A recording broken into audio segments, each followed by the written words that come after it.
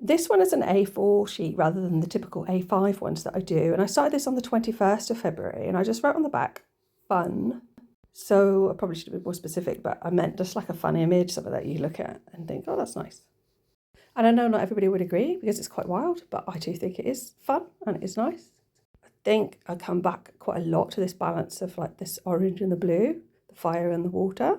From this perspective, it looks a little bit to me like there's a boat like on top of water and that's the mast, but I can also see that the fire of the orange looks to me a bit like a cat face burning its way through the water, which is an odd thing to say.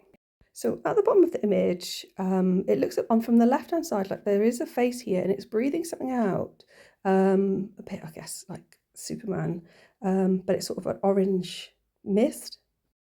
And sort of like up above that orangeness, for want of a better term, there's this sort of blue squiggles, which I think look a bit like either a bull pointing at something else or perhaps two people walking along quite in a jolly way.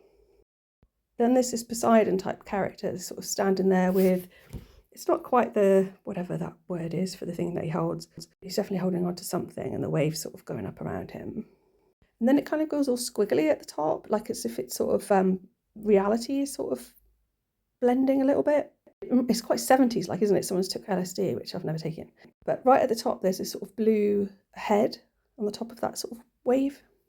I did one of my finger splodges here, so it looks a bit like somebody with like a whitish Darth Vader or a bluish Darth Vader mask.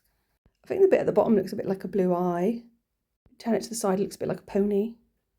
So I like this one, and I also resisted the urge to fill in all of that white space. I quite like the fact that it's balancing out here. I did do a little squiggle off to the right hand side because there was a little splodge on the page, so I've made it into some weird fork type thing, a broken fork.